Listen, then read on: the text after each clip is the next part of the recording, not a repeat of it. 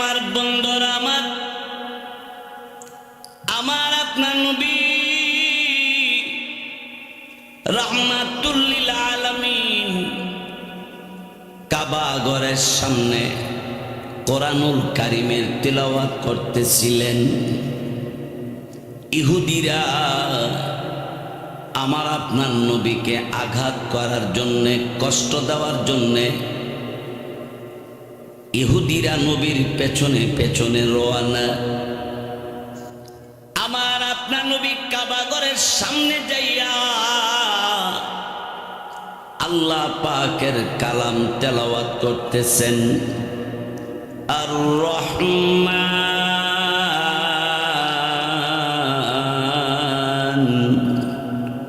আল্লামাল কুরআন খলাকাল ইনসান আল্লামাহুল বায়ান।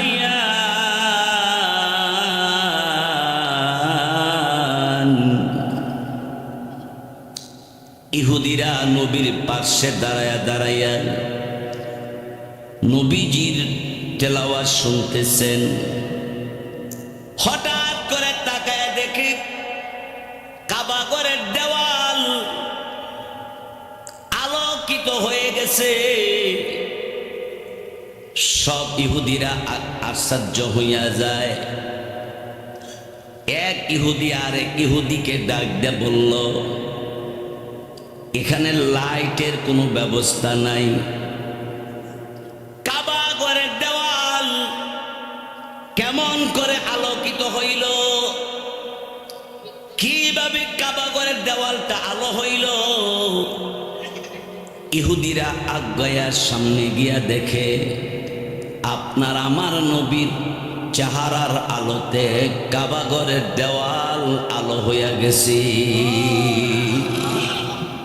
আরেকটু জোরে বলি সুবহানাল্লাহ। তাহলে আরেকটা বরকতের জায়গা হলো আমাদের নবীজির চেহারা। সুবহানাল্লাহ। আমার আপনার নবীর চেহারার দিকে তাকায়া থাকলে আমার আল্লাহ ওই বান্দাটার দিকে তাকায়া থাকে। বহুদূর থেকে এক বেঈমান নবীজির কাছে আসছে, আয়েশা বলেন, ইয়া রাসূলুল্লাহ, আপনার নাম বারবার শুনি, কিন্তু আপনাকে এক নজর দেখার জন্য এসেছিলাম। এখন খালি হাতে যাইতাম না, আপনি আমারে মুসলমান বানাইয়া দেন, আমি আপনার কাছে কালিমা পড়ে মুসলমান হয়ে যাব। আমার আপনার নবী তাকে কালিমা পড়াইয়া দিলেন। আমার সাথে সবাই পড়েন। নবী তাকে এইভাবে কালিমা পড়াইয়া দিলেন, আশহাদু আল্লা ইলাহা ইল্লাল্লাহু ওয়াহদাহু লা শারীকা লাহু ওয়া আশহাদু আন্না মুহাম্মাদান আবদুহু ওয়া রাসূলুহু।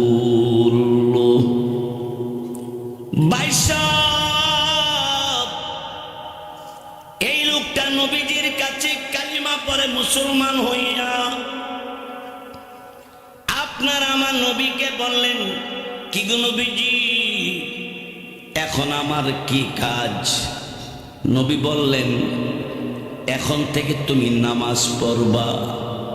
কি পড়বেন? নামাজ পড়বা। নবী গো,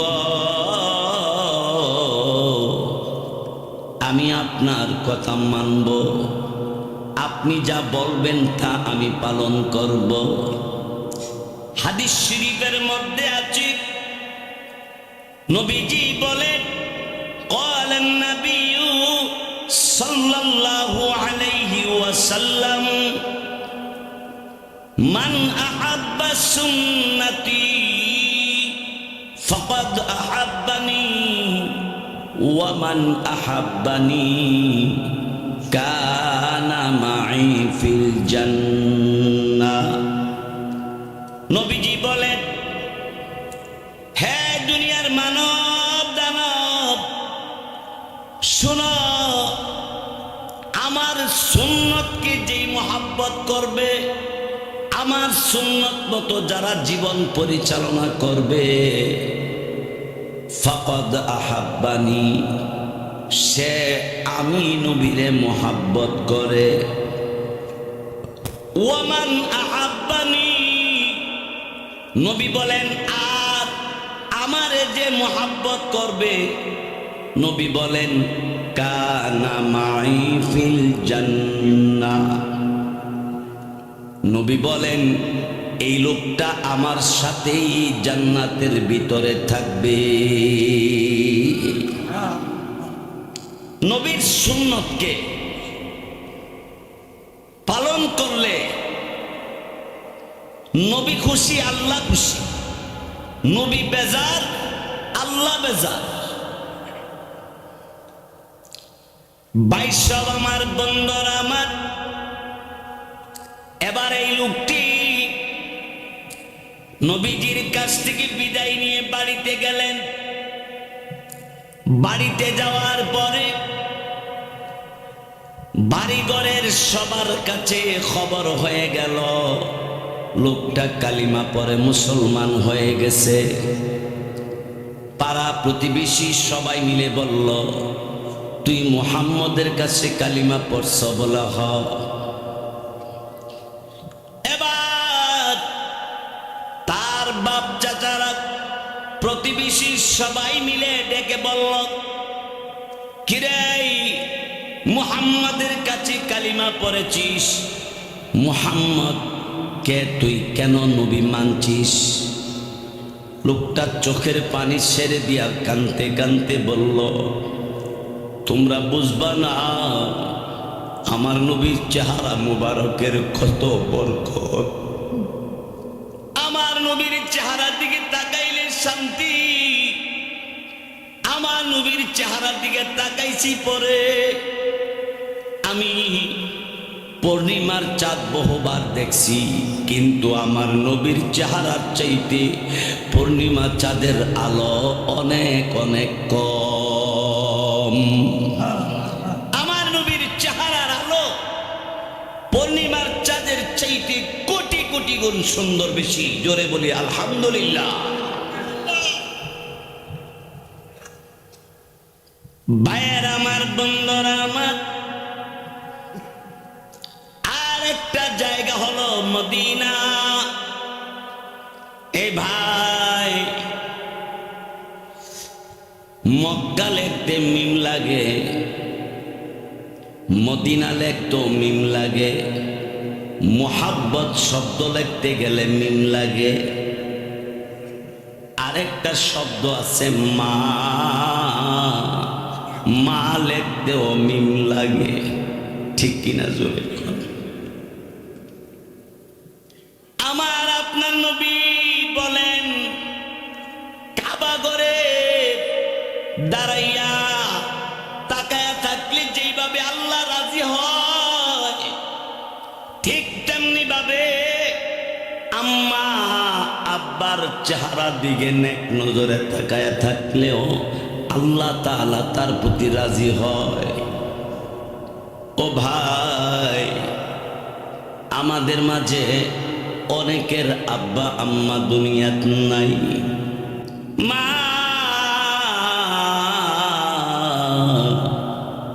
কবর দেশে অনেক দিন আগে শুয়ে গেছে গা।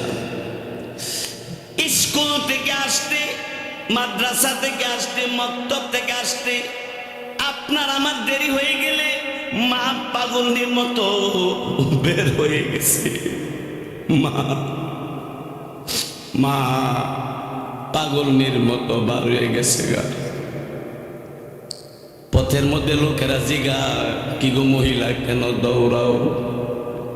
মা আপনার আমার কথা বলে মা পাগল বেশি দৌড়াইতে আরম্ভ করছে। তোমরা কারা গো? আমার কলেজা টুকরা সন্তান দেখছনি, আমাকে আপনাকে পাইয়া মা জননী বুকের সঙ্গে মিলায়া মিলায়া, ও ভাই আপনার আমার ঠোঁটের মধ্যে মুখের মধ্যে আম্মা আব্বা কতবার চুমা দিছে হিসাব নাই। এই ভাই সেই জন্যে আমি আপনাদেরকে বলবো, আম্মা আব্বার সাথে কোনোদিন বেয়াদবি করবেন না, আব্বা আম্মার মনে কোনোদিন কষ্ট দিবেন না। আব্বা আম্মার কথা পালন করা, আল্লাহর হুকুম পালন করা, যেভাবে আল্লাহর হুকুম পালন করার কথা ফরজ, আব্বা আম্মার কথাও পালন করা ফরজ। আব্বা আম্মা যদি ইসলামের ভিত্তিতে কথা বলে, কোরআন হাদিসের ভিত্তিতে কথা বলে, তাইলে সেই কথাগুলো সন্তানের মা বাবার কথাটা গ্রহণ করা পালন করা ফরজ। সেই জন্য আমার ভাইয়েরা বন্ধুরা আমার বলতেছিলাম, মদিনা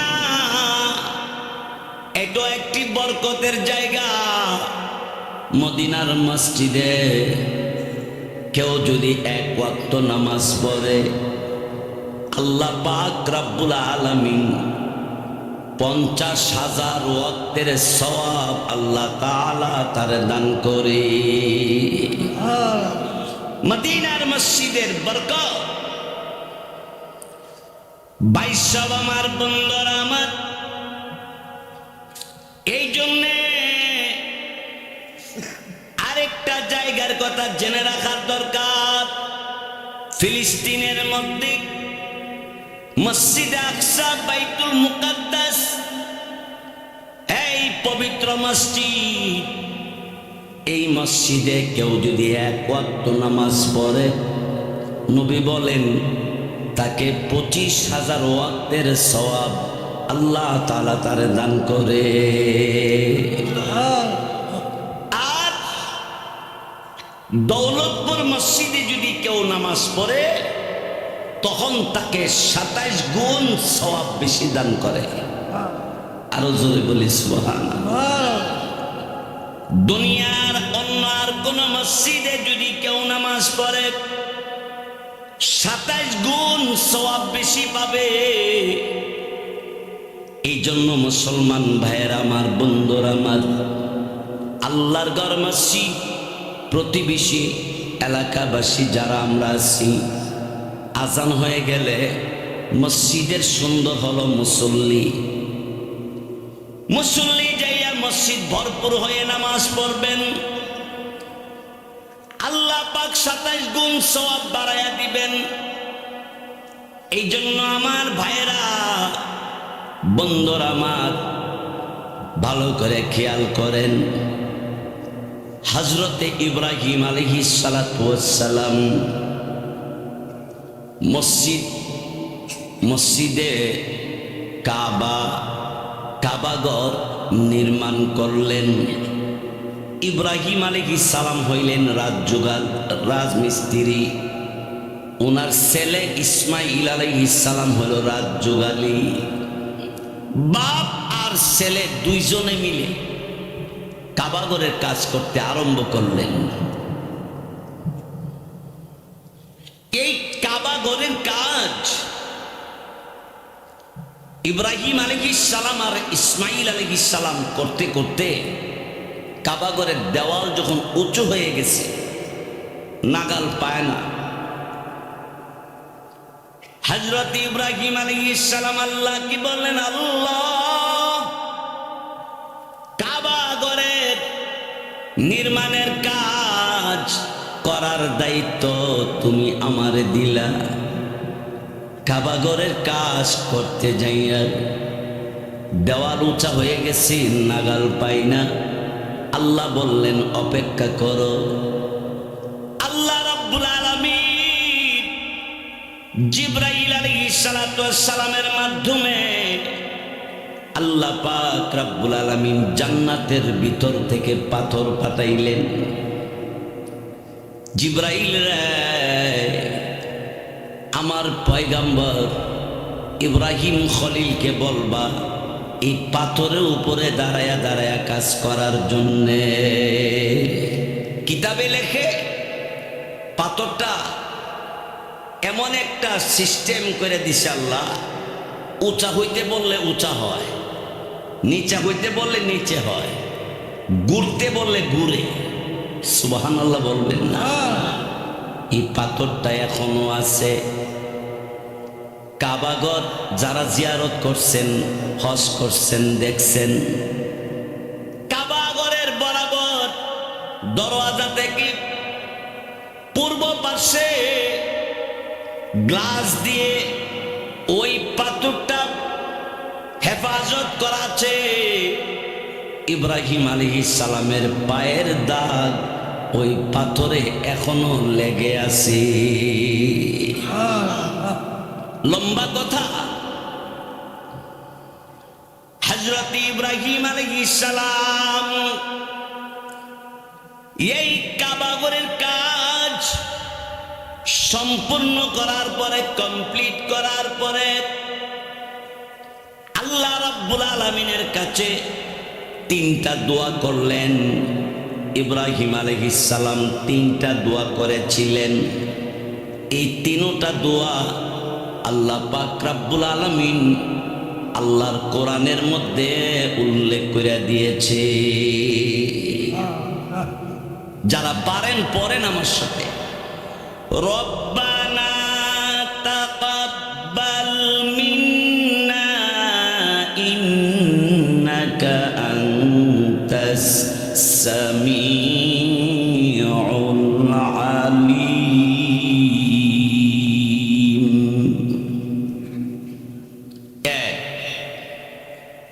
রব্বানা ওয়াজআলনা মুসলিমাইনি লাকা ওয়া মিন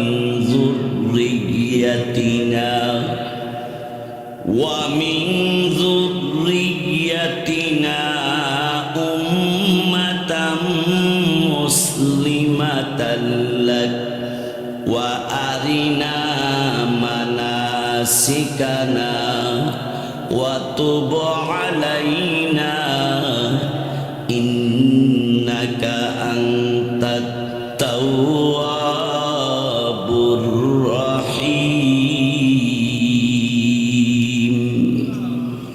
ইব্রাহিম আলাইহিস সালাম এই 2 নম্বর দোয়াটা করলেন। 3 নম্বর দোয়া করলেন, রব্বানা ওয়াবআস ফীহিম রাসূলাম মিনহুম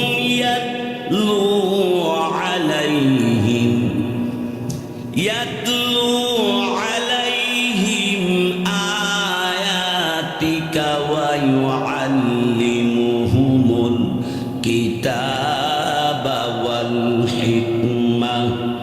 ওয়াল হিকমাতা ওয়া ইউযাক্কিহিম ইন্নাকা আনতাল আজিজুল হাকীম।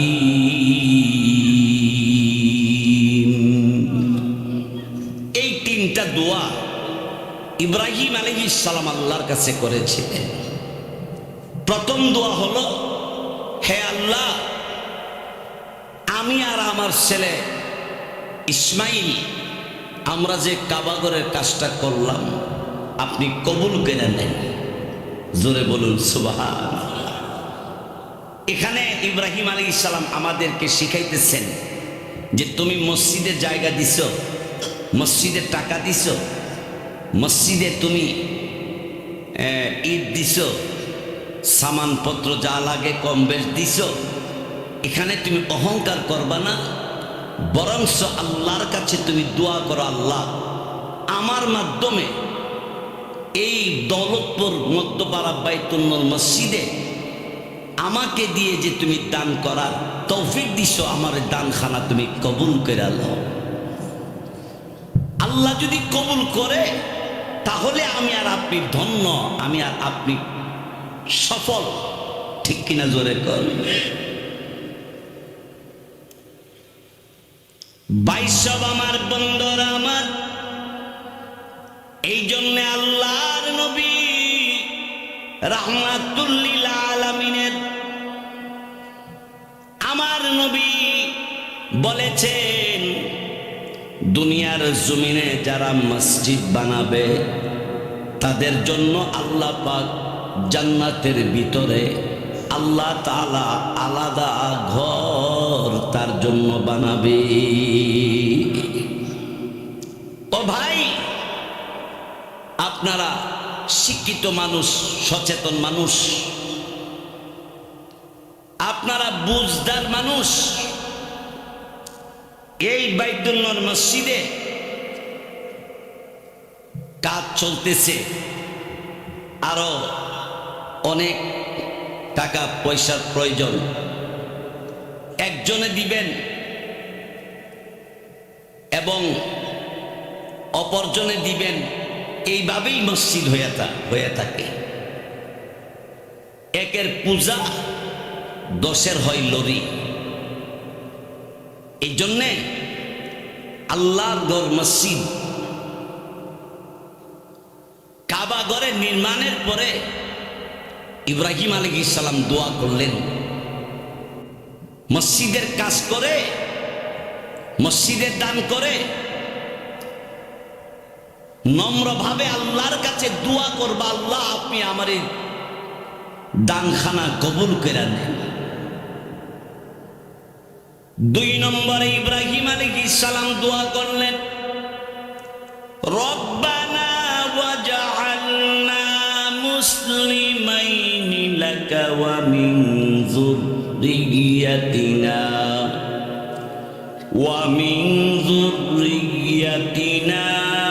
উম্মাতাম মুসলিমাতাল লাক ওয়া আরিনা মানাসিকানা ওয়া তুব আলাইনা ইন্নাকা আনতাত তাওয়াবুর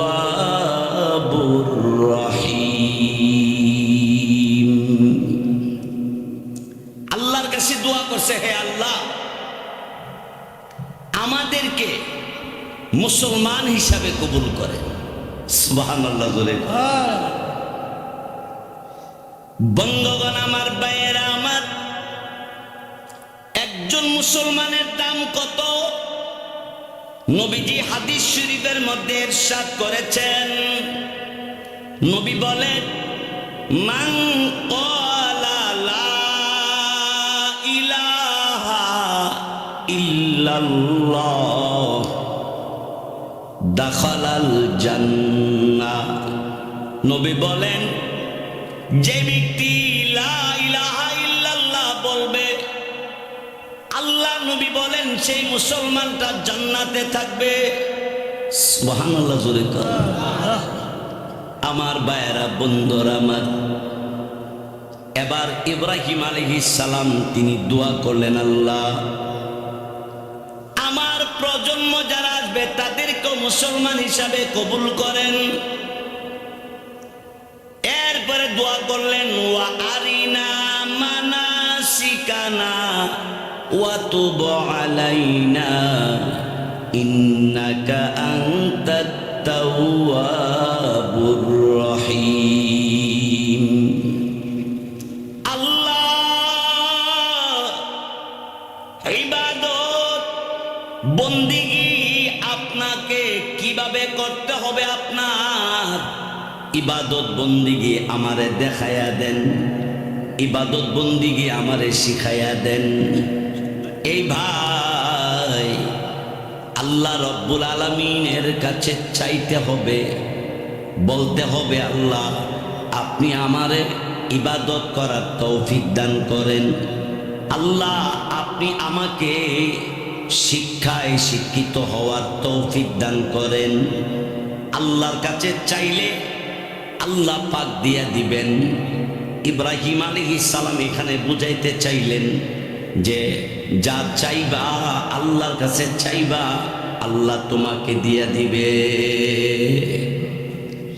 আল্লাহ কোরআনুল কারীমের মধ্যে বলেন, উদউনি আস্তাজিব লাকুম, বান্দা তোমরা আমারে ডাকো, আমি তোমার ডাকের জবাবটা সাথে সাথে দিয়া দিব। তিনি তো আমাদের রব। এই আসমান জমিন যা কিছু আমরা দেখছি আর দেখি নাই, সব কিছু জিনিস সৃষ্টি করছেন তিনি কে?